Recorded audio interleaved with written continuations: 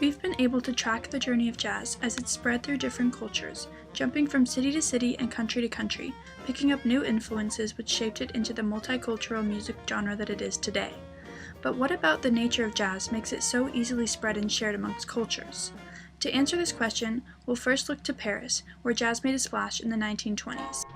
During this time, American jazz bands such as Louis Mitchell's Jazz Kings took over Parisian clubs, as they were able to offer an authentic experience, one that catered to the French enthusiasm for black culture, which was viewed as exotic and unique.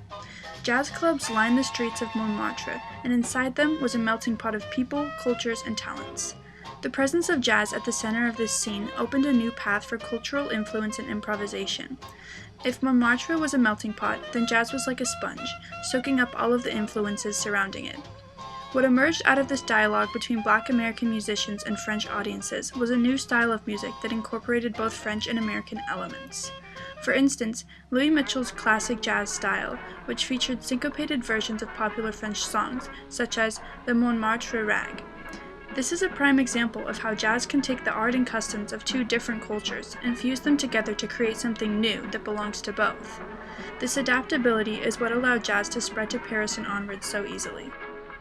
The way jazz was able to permeate different societies made it an exceptional vehicle of expression not just for art, but cultural sentiment. In the 1960s, jazz made its way back to its ancestral home of Africa during the onset of an artistic renaissance. Mulatu Astatke, known by many as the founding father of Ethio-jazz, was a classically trained musician who discovered American jazz later in his career.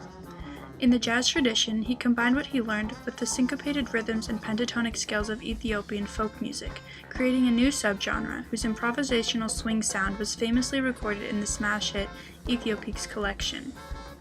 Elsewhere in Africa, jazz was becoming a symbol for a better future. Throughout the 20th century, South Africa was under a brutal apartheid system that segregated and oppressed black citizens. Trumpeter Hugh Masekela became a breakout hit all over the world with time-honored standards Riot and Grazing in the Grass. Hugh's hybrid of Western jazz with African rhythms and melodies threatened the strict segregation established by the South African government, and his songs became the anthem of revolution against the apartheid system.